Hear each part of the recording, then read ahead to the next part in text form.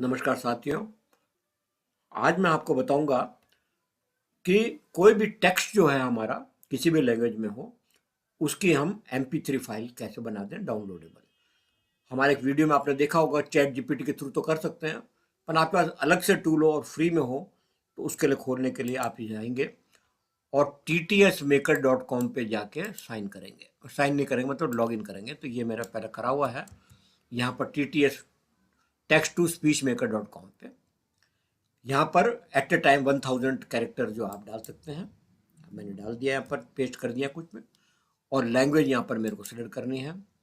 Language में यहाँ पर हिंदी चूज कर लेता हूँ, देखते हैं हिंदी कहाँ मिलती है। ये हिंदी आ गई और यहाँ पर वो कैप्चा भरवा रहा है मेरे, convert text to speech.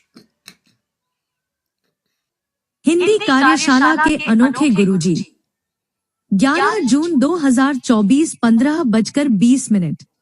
Pose कर दिया मैंने और डाउनलोड वॉइस फाइल करता हूँ। ये यहाँ पर आ गई है और इसको प्ले हिंदी कार्यशाला के 11 जुड़ना डिटेल्स। आदरणीय गुरुजी वाली 2 चीजें हैं। तो इस तरह से आप देख सकते हैं कि MP3 फाइल हम बना सकते हैं। आशा करते हैं आपको हमेशा की तरह वीडियो अच्छा लगा होगा। धन्यवाद।